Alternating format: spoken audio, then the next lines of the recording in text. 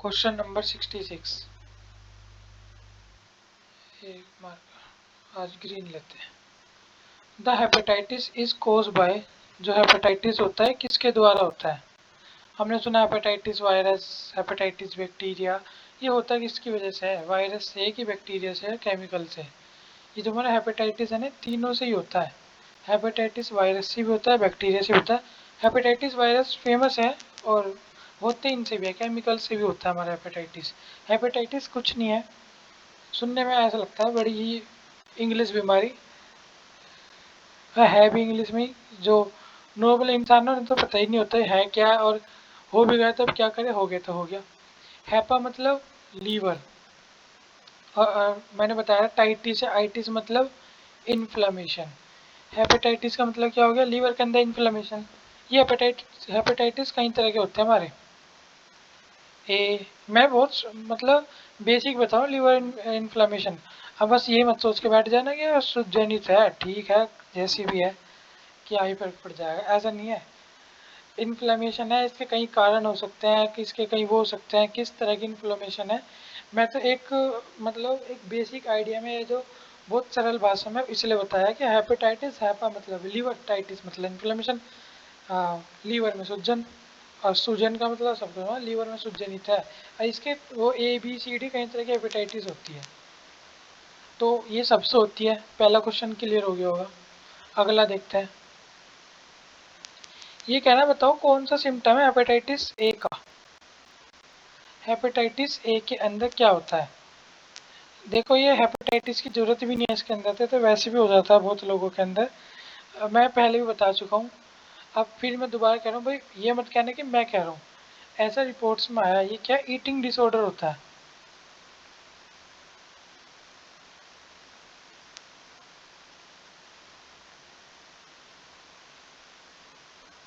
Anorexia eating disorder होता है, थोड़ा छोटा कर लेते हैं।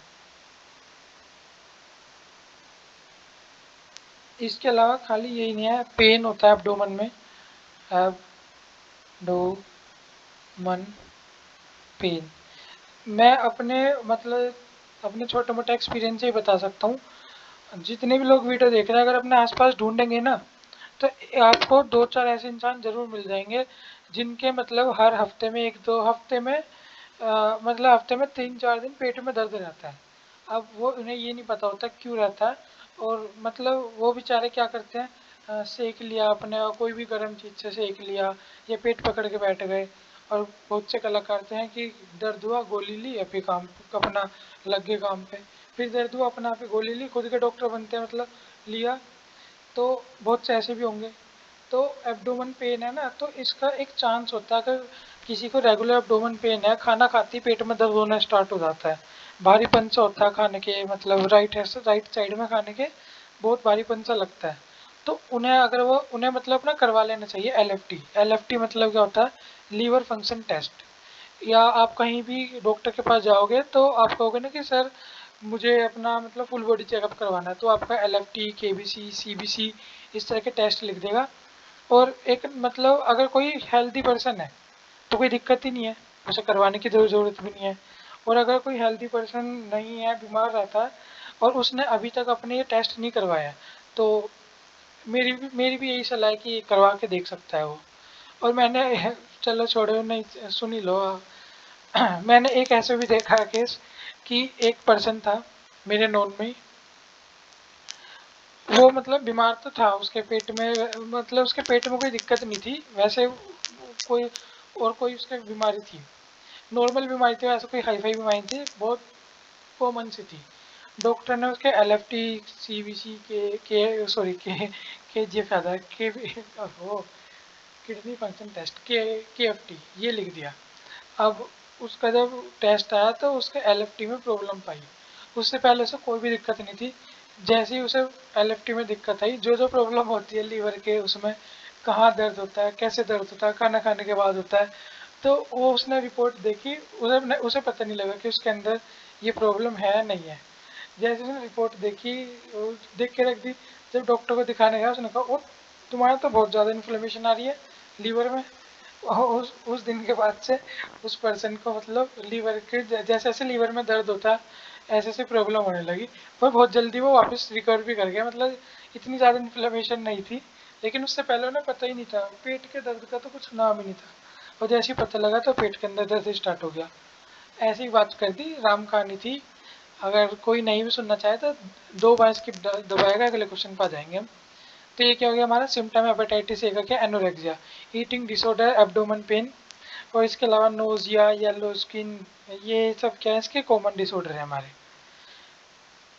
पोलीयूरिया पता है, गैस्ट्रिक इरिटेशन पता है, हाइपोटेंशन पता है। एक होता है, अगर किसी को नहीं पता वो बता भी सकता है, सुन लो नहीं तो। गैस्ट्रिक इरिटेशन, पेट के अंदर जो इरिटेशन होती है। हाइपो मतलब कम, टेंशन मतलब कम टेंशन। और पोलीयूरिया क्या है, यूरिनरी डिजीज है हमारी। Myocardial infarction is characterised by, myocardial infarction ये तो सबने सुन ही रखा होगा। मायोकार्डियल इन्फ्रैक्शन किससे रिलेटेड होता है, हमारा हार्ट से रिलेटेड होता है। तो हार्ट रिलेटेड देखते हैं हम, इसके अंदर सिम्टम कौन से हैं। ये मैं लिख सकता हूँ, हार्ट डिजीज।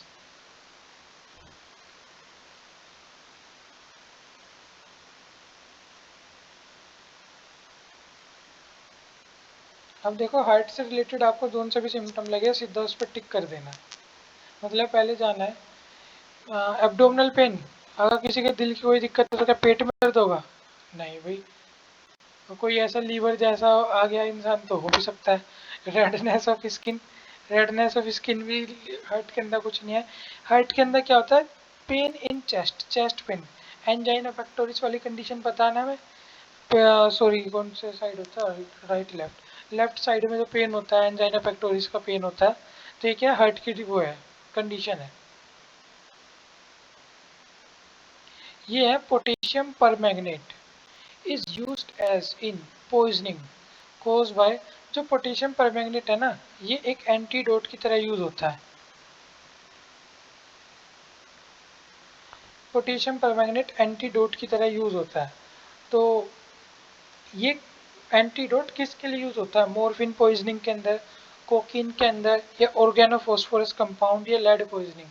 हमारा पोटेशियम परमैंगनेट हमारी मॉर्फिन की पॉइजनिंग के अंदर क्या होता है, यूज होता है। तो ये पता होना चाहिए हमें बस। विच when the combined effect of two drugs is a algebraic sum of their individual effect, it is called।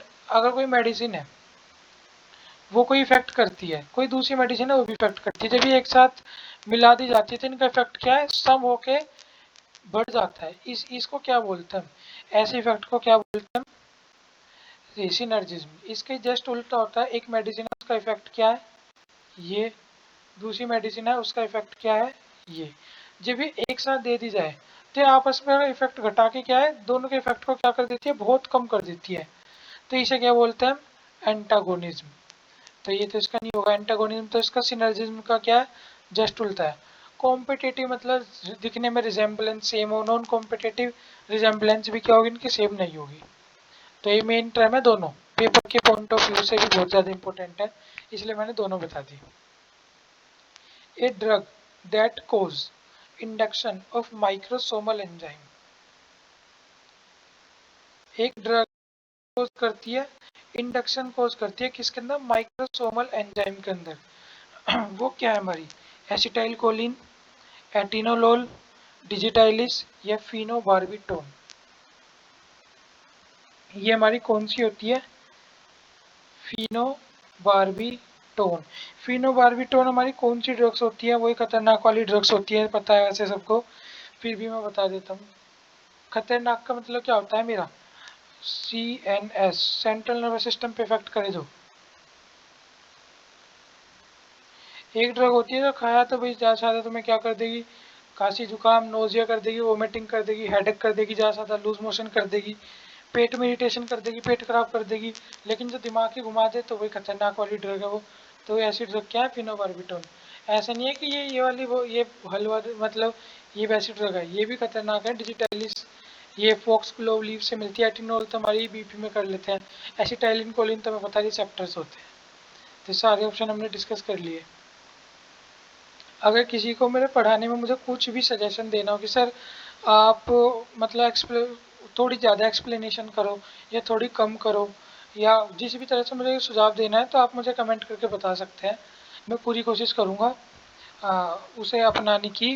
और बस यही है। अगला question, the two doses form that do not differ significantly in their rate and extent of absorption are called.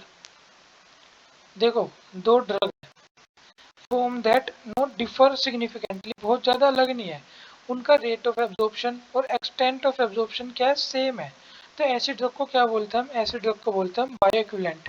अगर ये कहे कि वो एक साथ मिलकर अपने इफेक्ट ज़्यादा बढ़ा देंगी तो क्या बोलते हैं हम, ये सिनर्जिस्ट बोलते हैं। घटा देती तो क्या बोलते हैं, एंटेगोनिस्ट। फार्मास्यूटिकल इक्विवेलेंट बोलते हैं कि अगर प्रोडक्ट ही सेम हो, उनके जो इफेक्ट है वो भी क्या हो, सेम हो। सेम प्रोडक्ट नहीं है, उनका रेट ऑफ एब्जॉर्प्शन और एक्सटेंट ऑफ एब्जॉर्प्शन ये सेम है, ना कि दवाई सेम है। हो सकता है कि बीपी की और एक शुगर की हो, अलग अलग हो सकती है। ऐसी ड्रग को क्या बोलते हैं, बायो इक्विवेलेंट बोलते हैं। मुझे उम्मीद है समझ आ रहा होगा। अगर मेरी जो बात है फास्ट लग रही है तो आप स्लो करके देख सकते हैं, और अगर मैं स्लो बोल रहा हूँ तो आप फास्ट करके देख सकते हैं। Phenobarbitone increase the rate of metabolism of, जो फिनोबार्बिटोन है, पढ़ा अभी बता के आए हैं, खतरनाक वाली दवाई, इंक्रीज कर देती है रेट ऑफ मेटाबॉलिज्म किसका, फिनाइटोइन का, डिजोक्सिन का या वारफेरिन का। भाई ये भी सब खतरनाक वाली दवाई है, तो ये क्या सबका ही करती है। अभी हम फिनोबार्बिटोन ये पढ़ के आए हैं, CNS depressant.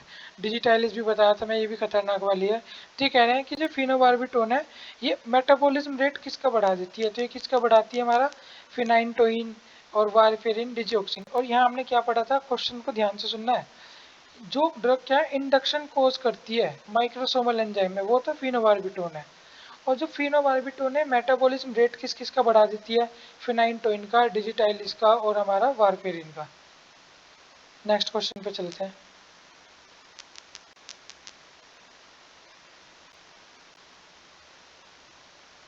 The most abuse opioid drug, most abuse का मतलब जो ओपोइड ड्रग्स होती है उसके अंदर सबसे ज्यादा बदनाम कौन सी है, हीरो हीरोइन सॉरी, हीरोइन कोई सी भी देख ले कौन सी बदनाम हो, मतलब गाना भी था इसका तो बदनाम पे था कोई सा। द ड्रग, बाकी सब भी क्या है ये, बाकी सब भी कोडीन, पेपेवरीन और मॉर्फिन, ये भी क्या है हमारी, ये मतलब ओपोइड ही है, ये ओपोइड डेरिवेटिव्स ही हैं। कोडीन फॉस्फेट तो आपने वैसे भी सुना होगा, पेपेवरीन सेमनीफेरम, मॉर्फिन हुआ, पोपियम ओपियम पोपी प्लांट हुआ, ये सब क्या है, ये ओपोइड ड्रग्स ही होती है, और वही खतरनाक वाली कैटेगरी की होती है। एक है जो ड्रग होती है यूजफुल किसके अंदर, जोलाइंजर एलिसन सिंड्रोम, कौन सी, ये गैस वाली गोली। देखो जिसके अंदर भी जोर लग जाए, omeprazole, R A B E P R A Z O L E, rabeprazole हुआ, पेंटोप्राजोल हुआ। अब इसके आपको बहुत सारे वो पता होंगे, पेंटोसिड है, पेन 40 है, पेंटोकाइंड है, इसके हम ब्रांड नेम पे नहीं जा रहे। पेंटोप्राजोल हुआ, इजेनोप्राजोल हुआ।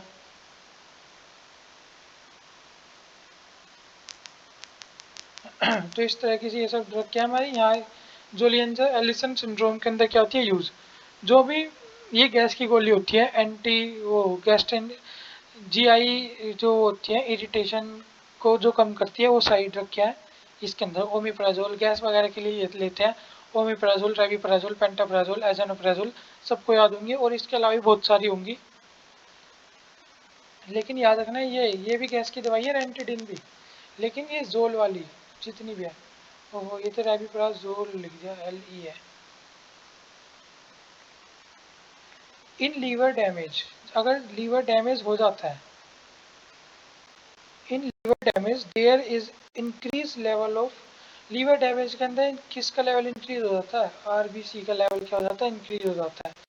अब ये नहीं कि आरबीसी का लेवल इंक्रीज हो गया तो अच्छी बात है, लीवर डैमेज का मतलब है कि लीवर प्रॉपरली मेंटेन नहीं कर पा रहा था। आरबीसी क्या है, ब्लड के अंदर तो है लेकिन उसका प्रॉपर यूटिलाइजेशन नहीं हो रहा।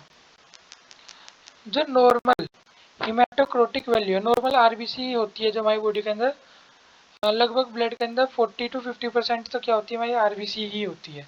तो ये क्या है, नॉर्मल नॉर्मल हिमेटोक्रेटिक वैल्यू क्या है, 40 to 54% या 40 to 50% क्या यही होती है। एक है ड्रग क्या, पायरिडोक्सिन, ये is not administered with levodopa. जो पायरिडोक्सिन है इसे लीवोडोपा के साथ नहीं लेते, ऐसा क्यों है? क्यों?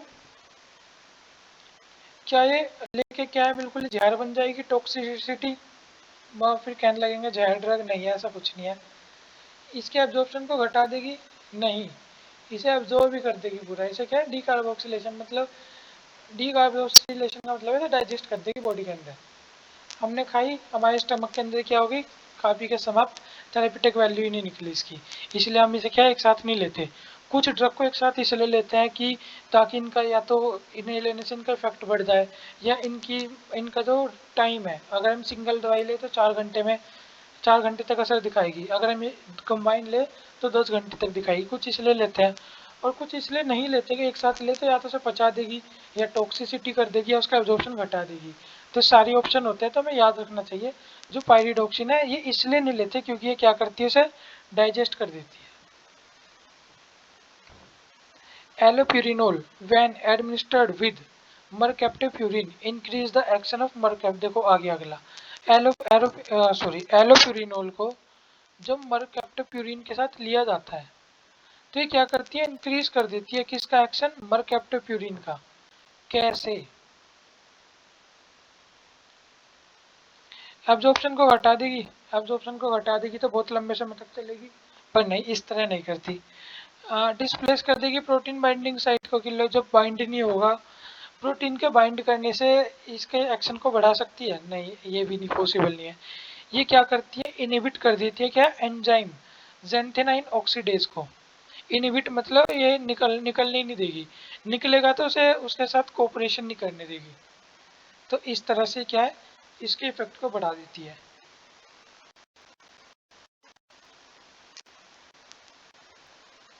जो क्लोरमफेनिकोल है, क्लोरमफेनिकोल इज नॉट को administered with tolbutamide.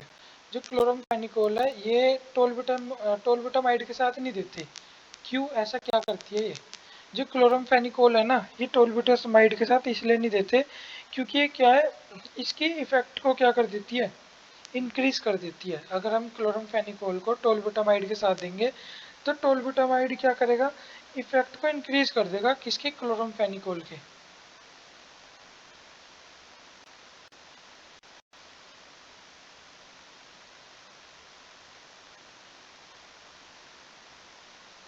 Increase its effect. और क्लोरमफेनिकोल क्या करती है, बॉडी के अंदर ग्लूकोज के लेवल को क्या करती है, जल्दी से कम करती है। साथ में टोलबुटामाइड होगी तो बिल्कुल ही नीचे गिरा देगी। और तो क्या, कौन सी कंडीशन आ जाएगी हमारे पास, हाइपोग्लाइसीमिया। हाइपोग्लाइसीमिया कौन सी कंडीशन होती है, वैसे तो सबको पता ही है, फिर भी नाम चारे के लिए लिख लेते हैं। ओहो, लो ब्लड ग्लूकोज।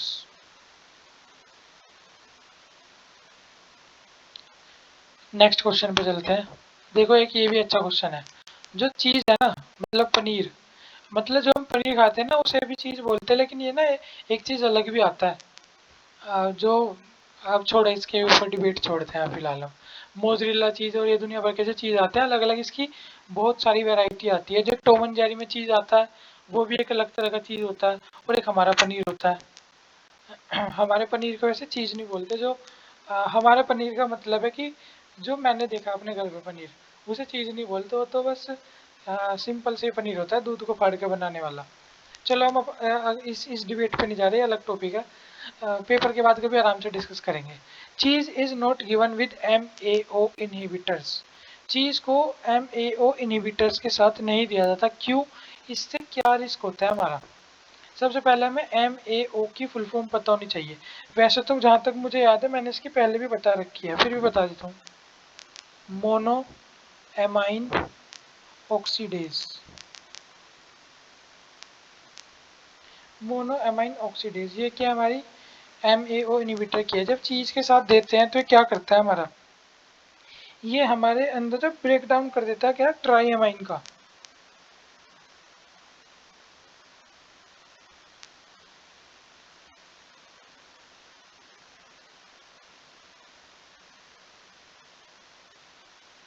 अब सबको पता लग गया होगा ट्राई अमाइन है, अमाइन तो हमारा अमीनो एसिड से रिलेटेड होता है और चीज़ तो भी प्रोटीन का सोर्स है ही, सबको पता है। और चीज़ के अंदर भी क्या होता है ट्राई अमाइन। ये क्या हमने जो चीज़ खाया उसी को ही तोड़ने में लग जाएगा ये। और जब ये चीज़ के अंदर इसे तोड़ेगा तो हमारी बॉडी के अंदर कैसी मतलब इफेक्ट होगी, हाइपर सेंसिटिव क्राइसिस हो जाएगा, हाइपरटेंसिव क्राइसिस। हाँ, ट्राइअमाइन को तोड़ेगा जब हमारी बॉडी के प्रोटीन को तोड़ेगा तो सीधी सी बात है हमारी बॉडी के अंदर क्या होगा, हाइपर मतलब ज़्यादा टेंसिव, मतलब एक बॉडी के अंदर क्या एक्स्ट्रा बर्डन हो जाएगा, या एक एक्स्ट्रा बर्डन ही मान सकते हैं। हाइपरटेंसिव क्राइसिस मतलब बॉडी के अंदर जैसे हाई बीपी होता है ना, इस तरह की कंडीशन हो जाएगी बॉडी के अंदर जब ट्राइअमाइन का होगा, बहुत जल्दी से ब्रेक डाउन होने लगेगा। क्योंकि MAO मोनो अमाइन ऑक्साइडेज का काम है ट्राइअमाइन को तोड़ना, और हमने जो ट्राइमाइन चीज़ कहा था उसके अंदर ट्राइअमाइन है ही, तो ये इसे मतलब अपना एक्शन भूल के इसमें लग जाएगा और ट्राइअमाइन को तोड़ने में लग जाएगा, तो क्या होगा बॉडी के अंदर एक हाइपरटेंसिव जैसी कंडीशन पैदा हो जाएगी। Last question, which drug is useful in, ये क्या है हमारा एनाफाइलेक्सिया। एनाफाइलेक्सिया के अंदर कौन सी ड्रग यूजफुल होती है, ये होती है हमारी एपिनेफ्रिन। अब भाई हमें पता होना चाहिए एनाफाइलेक्सिया क्या है, या ये ड्रग करती क्या है, वही इसकी बीमारी होगी। तो ये हमारी ड्रग का काम देख लेते हैं, वही पता लग जाएगा। जो काम ये ठीक करती है इसका मतलब बीमारी यही है।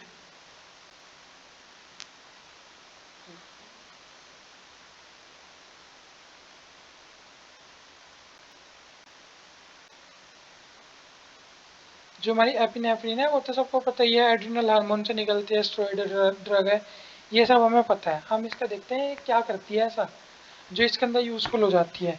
ये क्या करती है, ये रिड्यूस बॉडी एलर्जिक, हम सबको पता है एलर्जी वगैरह में यूज करते हैं, एलर्जिक रेस्पॉन्स।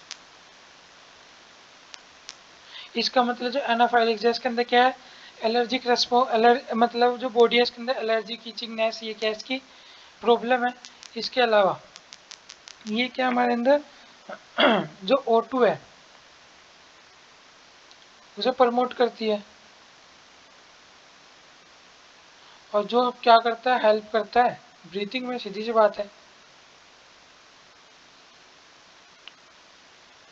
जब एलर्जी की वजह से मेरे ख्याल से स्पेलिंग गलत हो गई, जब एलर्जी की वजह से कई बार ना O2 का प्रॉपर इनटेक आउटटेक नहीं हो पाता तो शॉर्ट ब्रीथिंग हो जाती है। शॉर्ट ब्रीथ का मतलब होता है खिंच खिंच के सांस आना, उसमें भी क्या है जब इसे यूज़ करते हैं तो ये क्या O2 को प्रमोट करती है, जिसकी वजह से क्या ब्रीथिंग वगैरह में भी नॉर्मल वो होता है। और सबको पता है एलर्जी के अंदर यूज़ करते हैं मेपिनेफ्रिन, स्टेरॉइडल कैटेगरी में भी आती है। तो आज ये लास्ट क्वेश्चन था, आज की वीडियो में इतना ही। मुझे पता है मतलब थोड़ा सा आवाज़ का इशू है वीडियो में, तो अभी इसे रिजोल्व करने में थोड़ा समय लगेगा, तो आप इतने थोड़ा एडजस्ट कर सकते हैं। बाकी आप ईयरफोन या लीड लगा के देख सकते हैं वीडियो को। और बस आपको सब पता है कैसे आप इसे, प्रॉब्लम है तो इसका सॉल्यूशन भी है और सॉल्यूशन भी आपको पता है इसका, तो पता है। जो वीडियो कैसी लगी आप बता सकते हैं, और पेपर हमारे नज़दीक है, न्यू अपडेट जो भी आएगी मैं इस चैनल में बताता रहूँगा। और थैंक यू सो मच, आज की वीडियो में इतना ही।